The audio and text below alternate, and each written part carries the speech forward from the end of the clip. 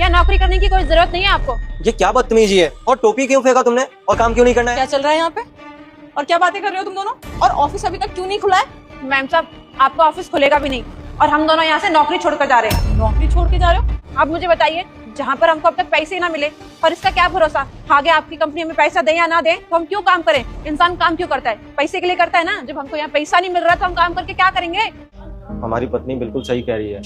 हमें पिछले 3 महीने से पगार नहीं मिली है। हम सोच रहे थे आज मिलेगा, कल मिलेगा, ऐसे करते करते 1 महीने, 2 महीने, 3 महीने हो गए। अब आप ही सोचिए, पगार नहीं मिलेगा तो हम लोग करेंगे क्या? ये घर पे भी काम करती है, यहाँ काम करती है। अगर पैसा नहीं मिलेगा तो हम लोगों का गुजारा कैसे होगा? हम अपने बच्चों को पढ़ाएंगे लिखाएंगे कैसे? तुम यहाँ के गार्ड हो, तुम्हें हमारी कंपनी के रूल अच्छे से पता है ना। हमारी कंपनी में ये रूल है कि सैलरी जब मिलती है तो एक पेपर पे साइन होते हैं और तुम दोनों के तो हर मंथ साइन है।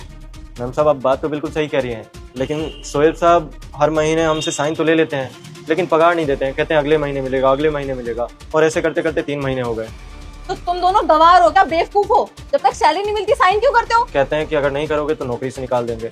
अब आप बताइए, हम अपनी नौकरी बचाएं या फिर? शोएब ने सच में ऐसा किया? बट अगर ये बात झूठ निकली तो अभी तो तुम दोनों बोल रहे हो कि नौकरी छोड़ के जा रहे हैं, फिर ना मैं निकालूंगी तुम दोनों को जॉब से और सैलरी भी नहीं मिलेगी तुम दोनों की। झूठ बोलने की सजा। देखो, तुम दोनों का 3 महीने का हिसाब तो काफी बैठेगा, तो इतने कैश तो मेरे पास नहीं है।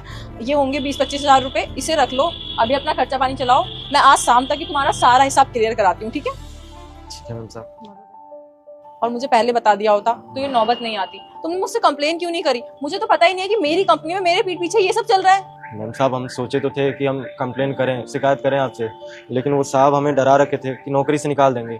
अब आप ही सोचिए, गरीब आदमी। ठीक है, बट ये बात झूठ नहीं निकलनी चाहिए, इस बात को याद रखना।